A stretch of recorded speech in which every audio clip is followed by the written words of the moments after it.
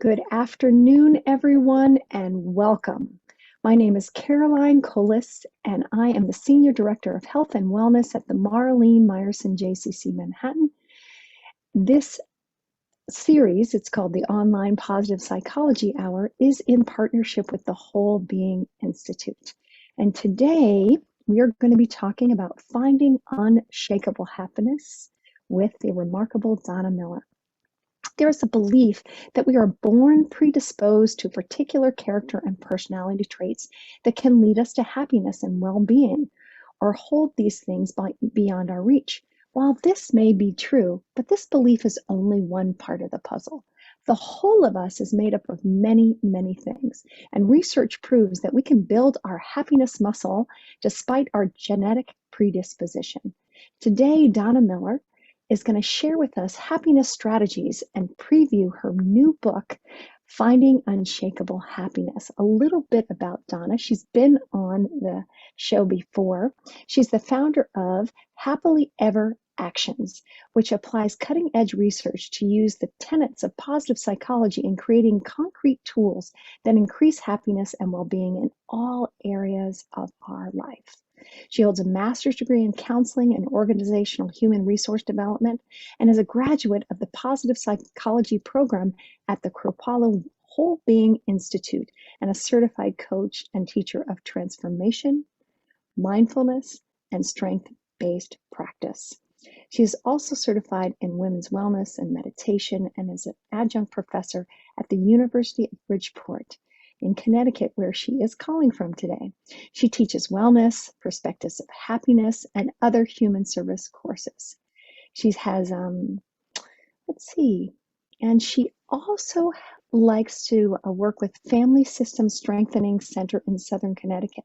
She's the author of The View from Within, Spiritual Pathways to Unshakable Happiness, Finding Unshakable Happiness, and Let's Be Friends. And she contributed to the Transformations 2020 Ladies Power Lunch Transformation Anthologies book.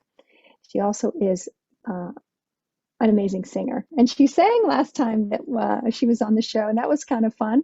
And we were just talking earlier about the Linda Ronstadt special on CNN. If you haven't seen it, it's amazing. And you were saying that you often got mistaken for Linda Ronstadt, right?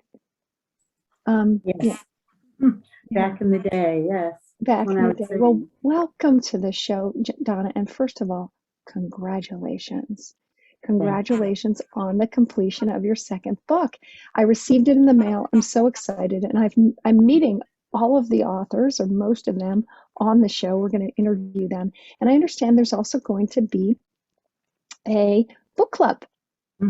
Yes, and it starts October 11th. And it's free to participate, and most of the authors are going to be on when the section that they wrote in appears in the book club, so you'll get to interact directly with them and hear, the top takeaways that they want folks to know about how they found unshakable happiness. So we're really excited Donna, about it. Yeah, Donna, before we start, would you like to lead us in a mindfulness moment?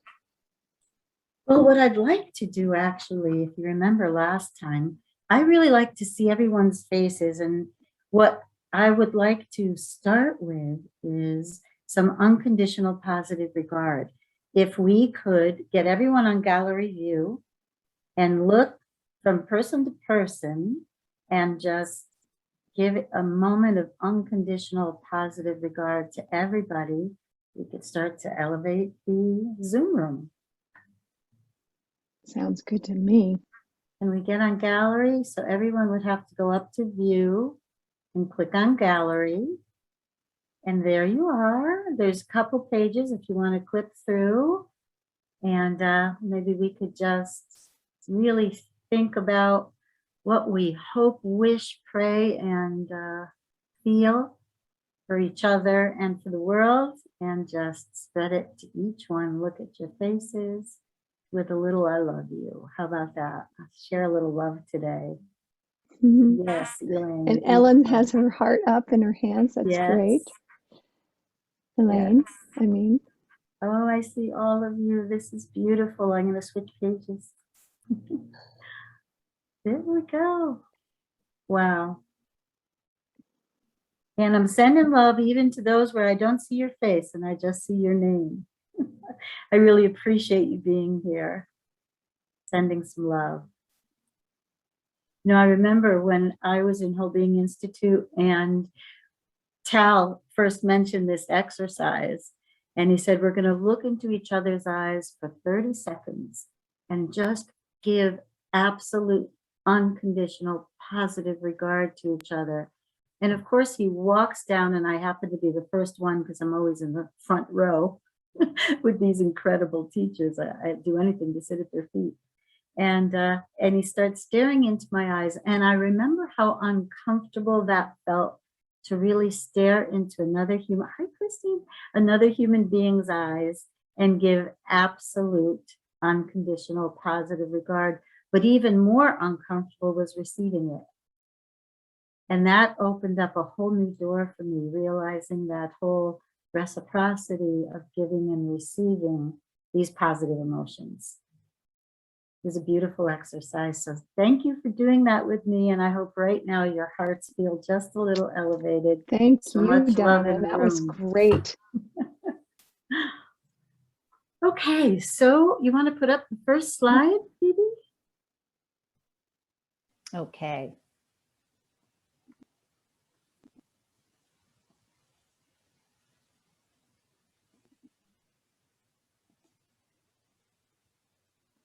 Is it working? There we are. Okay. So we go to the first one. There we go. We're there. Okay.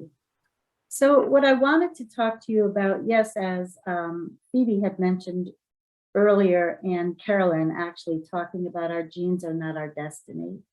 What positive psychology has taught me is that optimism, not necessarily that Pollyannish thing, really justified optimism, being realistic, knowing who you are can overcome many obstacles in your life and help you prevail. It certainly is something that led me to working with this incredible team that helped us to get Finding Unshakable Happiness off the ground. Looking at your role models gives you a roadmap to be your best self. And that's where it all starts. It helps you build resiliency, helps you to cope, and especially it helps you to tweak your moral compass through every season of life. And all of you that study this with us and that want to learn and want to grow become part of our tribe. We're a huge tribe of people that want to support each other and provide a safety net that will always give us someone to talk to, someone to share things with, and a way to spread the light. So thank you for being with me today, and let's keep going. Go ahead, Phoebe, next slide. I want to talk to you a little bit about the process, a very little bit, making this book. As Carolyn mentioned, yes, there have been a few books that have been developed during COVID.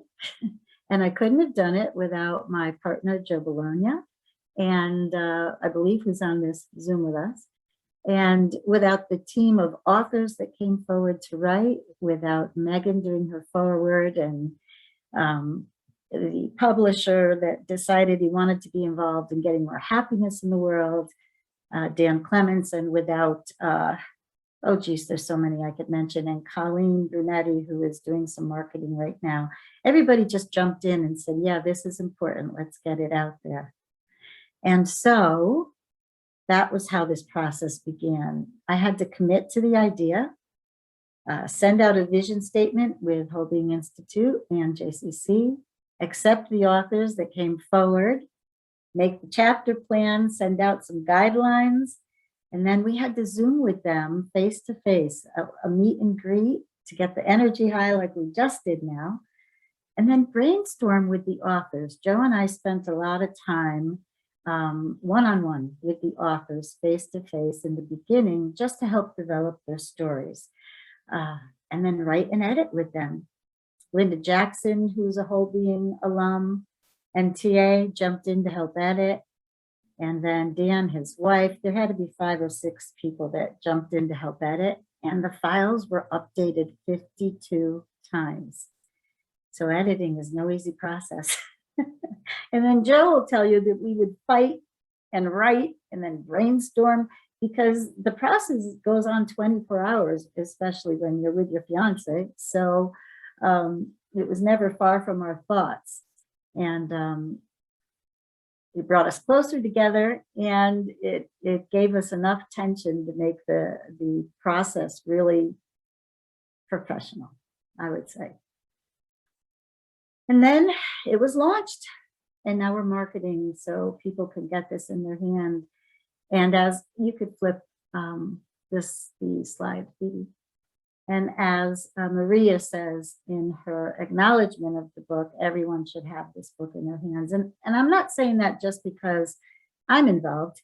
I'm saying that because so many people became involved and shared how applied positive psychology really changed their lives, and then the lives of so many others. All the stories that you will read and hear from people talk about their challenges, their obstacles, how they overcame them, where they found resilience, how they healed through medicine, using many different positive psychology techniques. But of course, in the book, I broke it into the 5 that worked for me. And then everyone shared how they utilized those in their own way, because it's all subjective, right? Happiness is subjective. So, as Megan says, there's great power in being with a group of people committed to learning and living into their best self. And that's what I think everyone did to get this book out. And Tal had many wonderful things to say about this, having the theory, the practice, and the practicality of using it in your own life. So I hope you get a chance to read it and take a look at it. But let me tell you more about it as we go through this hour. Next slide. I don't know if you can make that just a tad smaller. There you go. So I wanted to share this with you as we start, because Rumi put it very wisely. If you have a duty to perform, do anything else, do any number of things. You could occupy your time fully, and yet if you do not do this task, all your time will have been wasted. I keep that up for myself because, like you, and I want you to use the chat right now, if you can think of any whispers that have been coming to you since you were young, even things you hoped to do with your life or wanted to do with your life, or goals that you still want to set, what are the whispers and the desires inside of you? Because the techniques in positive psychology, the strategies, will help you to achieve those goals. And if I didn't listen to the whisper, I would not have fully performed this task of putting this book together, this trilogy together. I would have learned the material and done nothing else with it. So if you could go into the chat and just say, what's the whisper? What's the one thing you would like to do with your life? Some goal you would like to set up.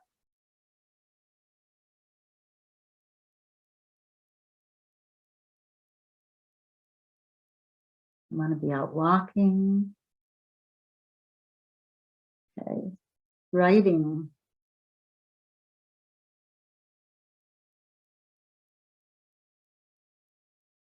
Nice. Okay. Make art. Keep on persevering. Yes, you'll find resilience, Christine. I don't want to waste my life. Be a billionaire. Can you help? Hey, I'd like to be one too, Lois. We'll put our heads together and see what we come up with.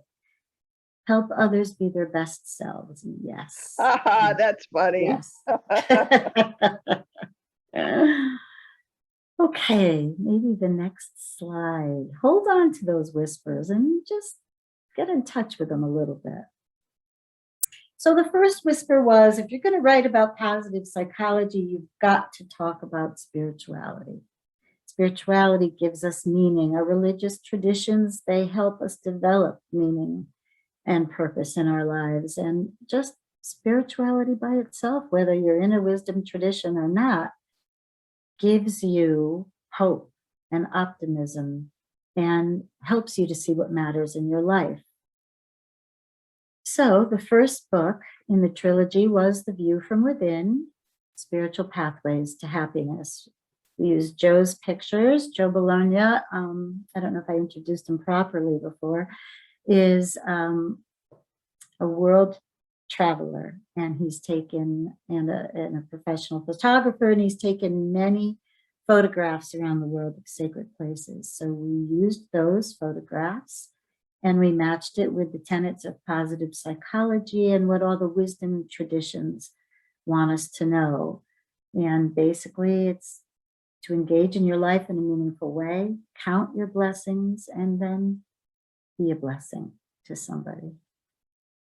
Okay, next slide.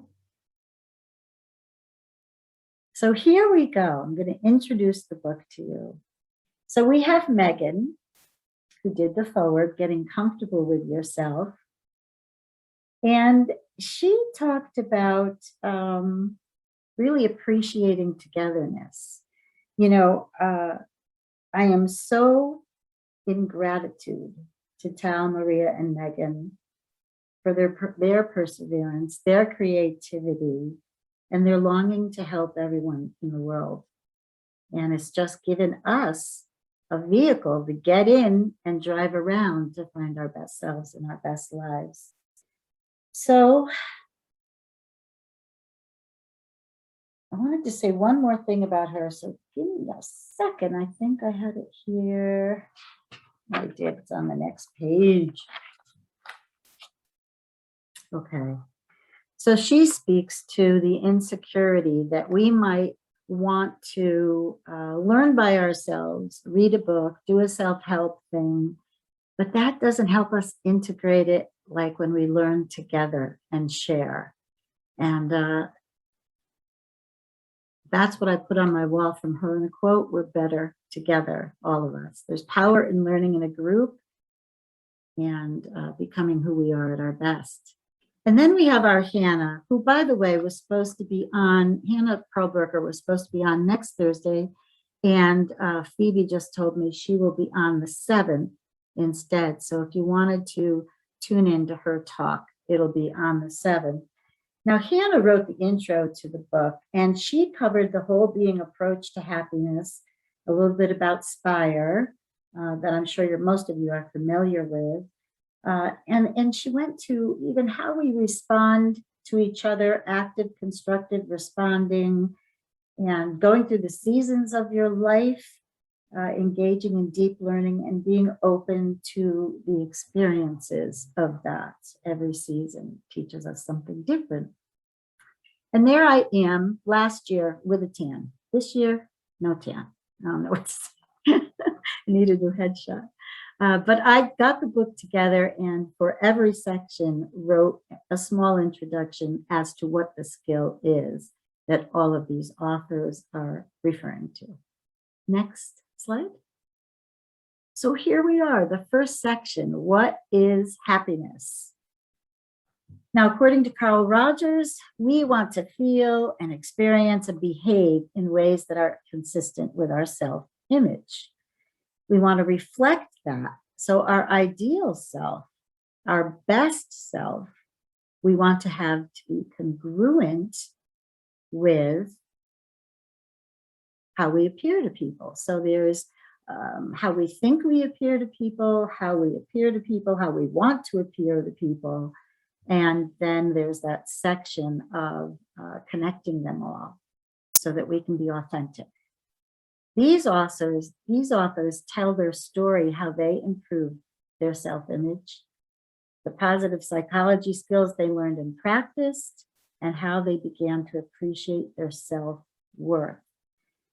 What this teaches us is how to reach for our best self every single day. It's just a reminder that that's possible instead of going into autopilot and doing what the world expects of us, you know?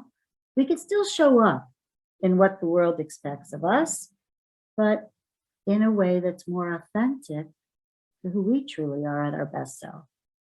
So they leave the reader with an encouraging and hopeful attitude about what's possible and how you can show up in the world around you. So Sean Fink went first. And she talks about getting in touch with your best self by rediscovering your character's strengths and using that to help heal your inner child. Very interesting story. She brought the healing to her inner child and then carried her inner child into her present self. And it's just a very enjoyable story to read. Sue was next, Sue Knight, and To Be Spiritual is to Be Amazed is her title. And she had a real sense of not belonging when she was younger. And to find her best self, she did it through spirituality.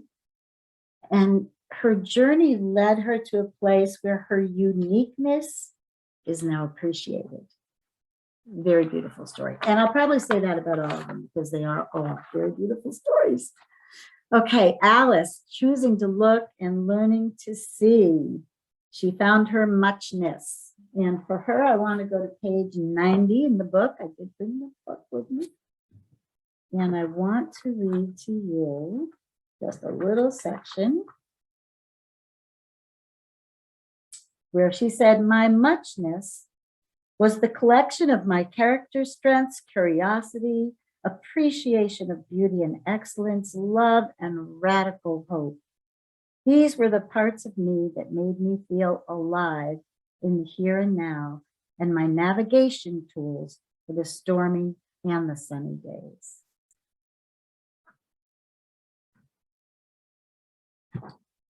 Okay, and then we have Christine, who's with us today, Christine Agavai, Destination Resilience.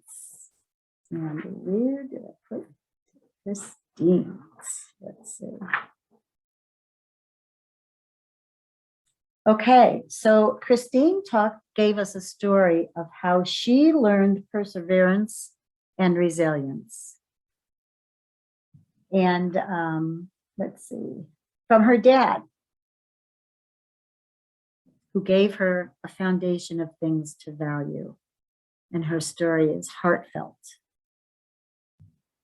Jane Anderson talked about strength-based living. And you're all familiar with Jane, I'm sure. She's been on the show.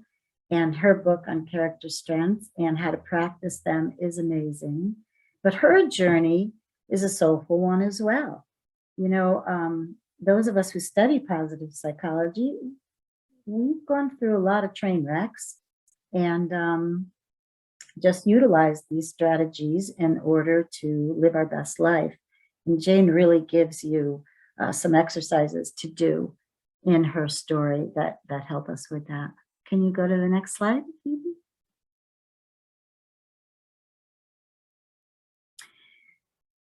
So the next section, first section is ideal self, what is happiness, and now we're at increasing positive emotion. Barbara Fredrickson, in her Broaden and Build theory, argues that while negative emotions can narrow our thought action repertoire, positive emotions will broaden them.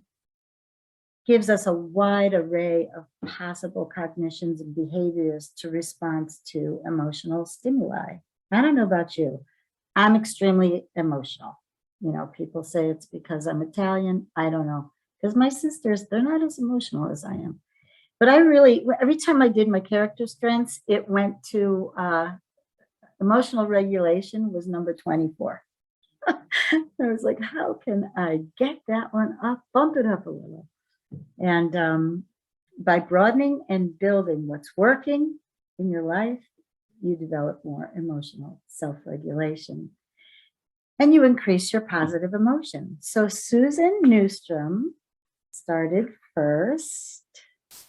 And what do I have for Sue? Okay, so she fought the whispers that we were talking about earlier. She fought the desires and the thoughts and the interest in doing something else and did everything she thought she should do.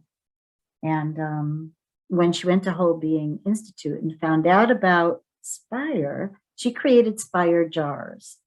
And she changed her mindset about herself and what was possible, took action, and every time she did something to balance out her spiritual, physical, intellectual, relational, and emotional self, she put a beautiful marble in that jar. And her jars are like 3/4 filled. I think she's going to have to change them out soon. But in the book, you'll see a picture of them. It's a beautiful technique that she used to remind herself of the balance in Spire for us. Dawn Stid, overcoming her ups and downs, resiliency through yoga practice. That is how she found herself, through yoga practice, and she describes that very beautifully. Jim, courage. Now, Jim found courage, Jim DePisa, through trauma. Not only was he a veteran of Vietnam, but he went on to be a psychologist that dealt with children who had been abused and worked his entire life in a school setting helping these kids. So he wrote about the character strength of courage. And I want to read just a little something from him. He said, "And for those of us left behind, the words of the narrator from the movie Platoon says it all. Those of us who did make it have an obligation to build again, to teach others what we know, and to try with what's left of our lives to find goodness and meaning in this life." And he did it through learning the strategies of positive psychology. Lisa Bailey Sullivan, and I hope they all do come on and speak for you, Phoebe and Caroline, because they're all amazing. She talks about a benefit-finding mindset, and she says in her book, "Be open to everything and attached to nothing. Always remember that what anyone thinks of me is none of my business. Stop comparing myself. Find the benefits, the golden nuggets in life, and forgive myself." Beautiful, beautiful chapter on how to do those things. And then we have our Phoebe Atkinson. Phoebe, do you want to mention what you wrote about? Or shall I say what? A little something for you. You can go ahead. Okay, so Phoebe did a wonderful chapter about applied positive psychology and social capital connection and the reciprocity that we were even talking about earlier. How when you give, and I think I have her, yeah, reciprocity, yes, according to Wayne Baker, means I help you, you help someone else, and maybe that person will end up helping me or someone else sometime in the future. Paying it forward. Beautiful, beautiful. So can you see where we're going with all this? You know, everyone tells a story of how they accomplished these things. I talked about the 5 sections, the things that were important to me, and you'll see my intros to those in the book where I mentioned what it means to me. But what I find just interesting is there's no like 5 ways or something like that to discover your true self or your happiness. In reading all their stories, you find out that there are so many creative ways to live our best life and to step into what we want to do in this world, listen to the whispers, actually achieve the goals that we set out for ourselves to live our best life. Every one of them taught me something different.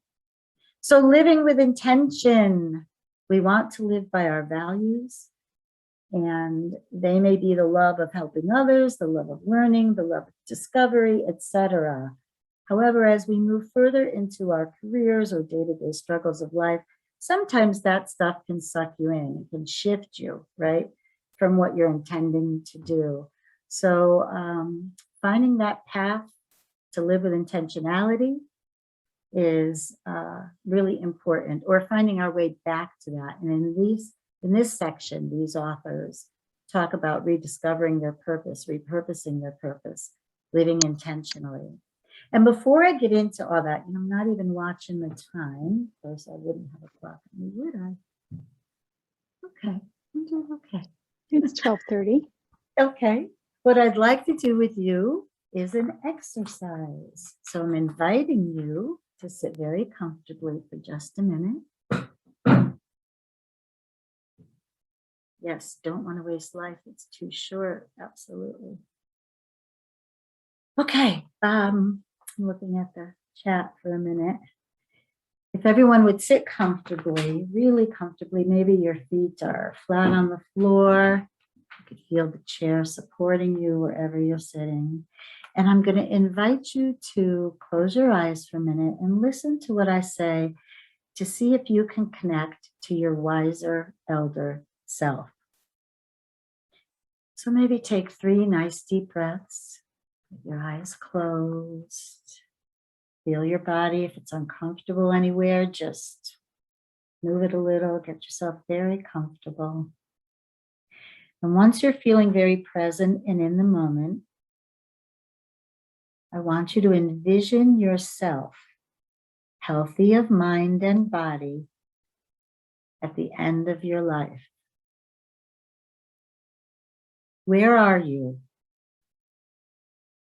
Can you see where you are? Who are you with?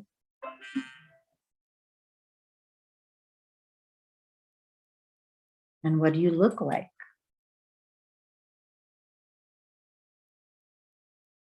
What are you doing with yourself at this stage, this season of your life? Pay very close attention to all of these details. Try to make this vision as clear and palpable as possible. See if you can imagine things like the colors around you, the smells, the sensations. What does your elder self reflect to the people you love?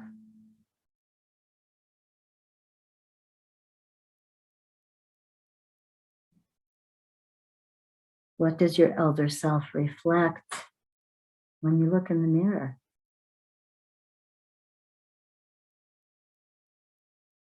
Once you have a clear vision in your mind, greet your wiser elder self.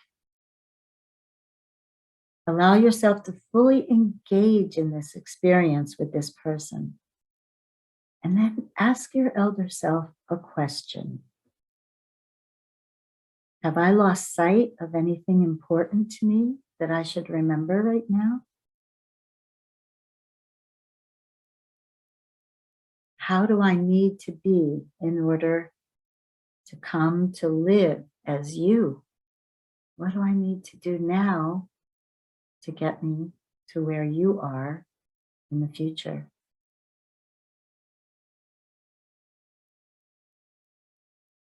And then gently think about these answers.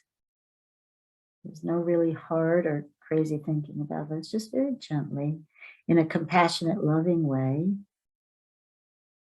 Know that you are seeding the sage part of your brain with these questions. And you will receive answers every time you ask your elder self, what can I be doing today so that I might reflect my best self every day in the future? Your elder self is a part of you, and you can always ask their wisdom with any question you may have going forward. Now I invite you to take a few deep breaths.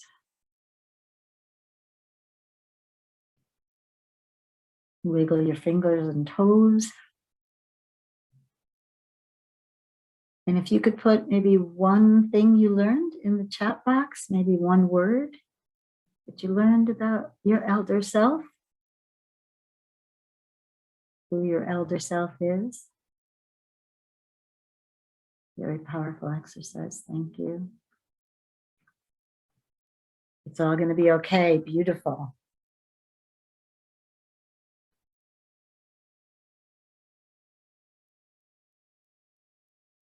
Slow down. Pay attention.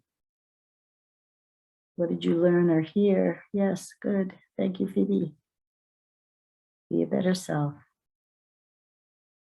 Overwhelming acceptance. Beautiful. Wisdom and forgiveness. Filled with peace, gratitude, graciousness, forgiveness. Hold on to friendships for all generations. Feel mercy and grace. Beautiful. Absolutely beautiful. Thank you. Thank you. Thank you. Phoebe, can you put up our authors again? Okay. So in this section, Nancy Polsky, in talking about living completely, she talks about how she went from the hurts of everyday life to living a life with gratitude. And she writes from Dr. Viktor Frankl, overcoming reactionary response and strength training. Between stimulus and response, there's a space. And in that space is our power to choose our response. In our response lies our growth and our freedom. I think your wise elder self would agree with that. Erin Crosby, she went from a fixed mindset to a growth mindset, and she shows you how she learned to embrace herself with self-compassion. Slava has witnessed a lot of trauma in her life due to the career that she has. She works with immigrants and within the political, anything our soldiers are facing right now with Afghanistan. The trauma is just unbearable for her, but she's there helping everyone. And she talks about how when she was first witnessing that kind of thing, she took it on and had a bit of a breakdown. And then learned about benefit finding and finding those golden nuggets in life and learning how to climb the upward spiral. So you will learn that from her. She shares that in a very dignified way. And then we have Christine Danilo. Nope, am I on Joanne Travers' room? I'm on Christine. Okay, let me go back one. Okay, she talks about her superpowers and finding them out, her character strengths and her really superpowers that she uses every day in life. And then she takes a look at different movies that we're all familiar with, well, at least people my age anyways, The Wizard of Oz, Superman, and she starts to point out all the comparisons and the character strengths she's finding in her favorite heroes throughout some of the films that we all love. So that's a very fun chapter to read. Joanne Travers, she talks about planting the seeds of psychological well-being and how you can fill a room with positivity and how you can bring that into the world, create a tapestry of positivity. And what she's done is amazing. The success of the children that she helped around the world, she talks about with Be Connect and how she paid it forward, all the skills that she learned. And then Joanne Travers, Planting Seeds of Positivity. She talks about your grand purpose, okay? Engaging in your repurposing of yourself every stage or everything we learn, every transition, how to repurpose yourself and how to inspire others with it. Okay, thank you, Phoebe. I know I could go on for 2 hours, right? I'm gonna stop talking. Engaging in life. Kate Conti, how to repurpose your purpose. Okay, we just did her. Yep. And then Mega Now, Meg has been on the show quite a few times, right? The owner and creator of Let Your Yoga Dance. And I studied from her. I became a Let Your Yoga Dance teacher. I absolutely love bringing joy into my body. But I'll tell you, the first time I started to learn from her, I realized that I had some blocks in those energy centers. And Let Your Yoga Dance brings all of the positive psychology, everything we're thinking about and feeling, right into the physicality of the movement. And just a beautiful practice to get involved in. So she talks about the wisdom of Let Your Yoga Dance and embodying positive psychology. Natalie Horner, I think, is going to be on your show. Phoebe, is she going to be on? Do you know? She's been on a few times. Okay. So she's been on already. And she talks about practicing gratitude and how that changed her life. And she created a whole business through it. But through journals and gratitude notes, gifts of gratitude, has changed her life. That was the main thing that she got from her lessons at Whole Being Institute. And Andrea Cashman is also a Let Your Yoga Dance teacher, but her story is unique because she talks about her struggles with addiction and how learning some of these strategies, practicing yoga, and then learning Let Your Yoga Dance, and she's one of those love of learning folks, she'll always be learning, has really changed her life and helped her with that whole addiction process and recovery. And then we have Lori Tuominen, What Matters Most. And Lori's story is about love and forgiveness, care, and connection. When you read Lori's story, you feel warm. And then next one.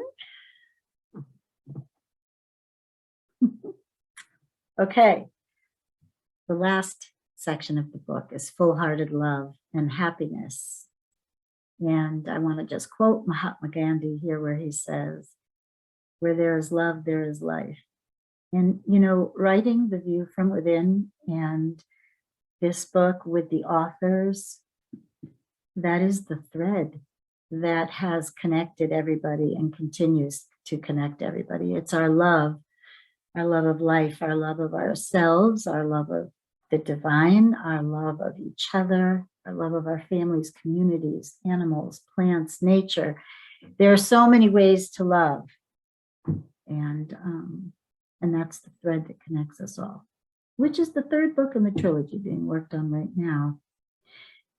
Since we know the power of connection to be healing, finding ways to make that happen is key to wellness and resilience. And these authors tell of their experiences and show us that way. Amy Rogers, Thriving When Life Turns You Upside Down.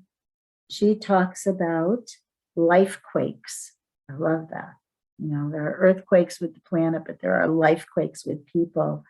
And then she talks about what she learned, how she normalized that, and how she shows up with a growth mindset now and can conquer those life quakes that come. Linda Jackson's story, it says living gratefully, but Linda cracks open grief. And she talks about finding gratitude in all the emotions that we feel as human beings. Very special story. So I hope you enjoy that. And Wendy McLean talks about a call to thrive. So Wendy's story is so down to earth and so much fun to read. She talks about all the things that intimidated her, all the shoulds that she couldn't live up to, and how that drove her life for so long. And then she learned from Whole Being Institute a lot of these positive psychology techniques and strategies. And she takes a look back and recreates her narrative to be one that serves her now. Everything that's happened to her, she has turned into a way to serve her now. And that is redefining your narrative, right? Or recreating your narrative. Who teaches that, Phoebe? It's at the tip of my tongue. And Margarita Tarragona. Tarragona. There it is. Thank you, God. Thank you. And then Samantha Eagle, Dr. Eagle is a naturopath, and she's been studying positive psychology now, I think with Tao. And she has developed in her practice something she calls resilient medicine. And it's using the tenets of positive psychology to focus on what's working in our bodies, not just what's not working. So if someone has a debilitating disease, yes, that's there. Yes, we're going to treat it. We're going to use Western medicine and natural medicine and integrate it and do the best we can. But we're also going to build our resiliency with the parts of our body that are working. So she comes up with a prescription for how to do that. And she quotes Bernie Siegel saying, hoping means seeing that the outcome you want is possible and then working for it. And I just want to, before we go into the last slide, well, we could go to the last slide for a minute. I want to read you something from the Tao as we get into this last piece of our hour together. If you want to awaken all of humanity, then awaken all of yourself. If you want to eliminate the suffering in the world, then eliminate all that is dark and negative in yourself. Truly, the greatest gift you have to give is that of your own self-transformation. To me, that's what positive psychology is. These strategies, applying it to your life, aids in our natural transformation that we will go through in all the seasons of our lives. And we know the studies that say that happy individuals are more successful across multiple life domains. So why not search for it and what it means to us, right? Happiness and success are very closely linked. Authentic happiness theory is measured by our life satisfaction. The pleasant, the good, and the meaningful life are within our reach. And that's what Holding Institute and JCC and all these wonderful practitioners are here to help us with.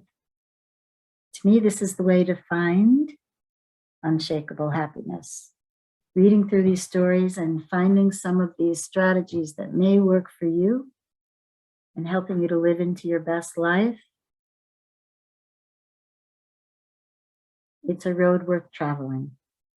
So one more time, I'll ask you to close your eyes while I read this to you and think about your own transformation. In this poem by Bernadette Knoll, just leave it right there, Phoebe. I want to age like sea glass. So sit comfortable and close your eyes and I will read this to you. I want to age like sea glass, smoothed by the tides, not broken. I want the currents of life to toss me around, shake me up, and leave me feeling washed clean. I want my hard edges to soften as the years pass, made not weak, but supple. I want to ride the waves, go with the flow, feel the impact of the surging tides rolling in and out. When I'm thrown against the shore and caught between the rocks in a hard place, I want to rest there until I can find the strength to do what is next. Not stuck, just waiting, pondering, feeling what it feels like to pause. And when I'm ready, I will catch a wave and let it carry me along to the next place that I'm supposed to be. I want to be picked up on occasion by an unsuspected soul and carried along just for the connection, just for the sake of appreciation and wonder. And with each encounter, new possibilities of collaboration are presented and new ideas are born. I want to age like sea glass so that when people see the old woman I become, they'll embrace all that I am. They'll marvel at my exquisite nature, hold me gently in their hands, and be awed by my well-earned patina. Neither flashy nor dull, just a perfect luster. And they'll wonder if it just for a second, what it is exactly I am made of and how I got to this very here and now. And we'll both feel lucky to be in that perfectly right place at that profoundly right time. I want to age like sea glass. I want to enjoy the journey and let my preciousness be, not in spite of the impacts of life, but because of them. Just let that wash over you for just a moment. And if you would like to open your eyes, stretch your body out a little.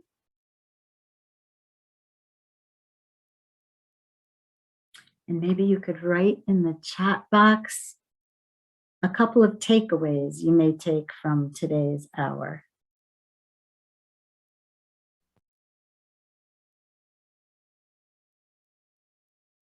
Yes, so be it.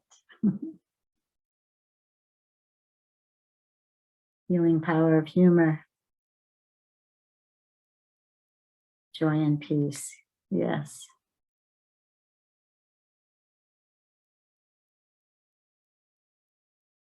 Very nice. Does anyone have any questions they might like to ask? Our elder selves are within us, yes. So I'm struck by Incredible how we have power. internal resources, Yes. right? That your Yes. book really accesses exemplars that talk to us about how to access our internal resources. And that Because sort of of makes it seem very natural that this is your second book in the trilogy. Can you talk a little bit about that? Well, yeah, when I tried to think about, well, I had started this small business with Joe Bologna, my partner, and it was called Happily Ever Actions, right? And then we were starting to go out and teach a lot of this everywhere. And then COVID hit. So we were isolated and it became time to shift and do something else. So we created the trilogy. And like I said, when I first thought about writing about happiness and everything I'd learned, and not only that, but the tribe, or how they continue to do these amazing things, and then out in the world, ripple it out. And then with students, surveying all my students at the university over the last 9 years, and every one of them, except one, said, this has changed my life. One said, I have no idea why I'm studying happiness. I don't know, go figure. But all the rest of them said, this has changed my life. And I thought about it and I said, you know, you can't ignore how important spirituality is to happiness. It's really the foundation, because without meaning and purpose in your life, you're not going to achieve. You could achieve a little pleasure. You could achieve a good time now and again, but you can't get that rich, full, deep connection to well-being. So it's no surprise that it's the first thing Inspire asks, your spirituality. Very important. And it's not religiosity necessarily. It's really understanding your meaning and purpose, right? Then I thought, I want to talk about the strategies and that I learned that work.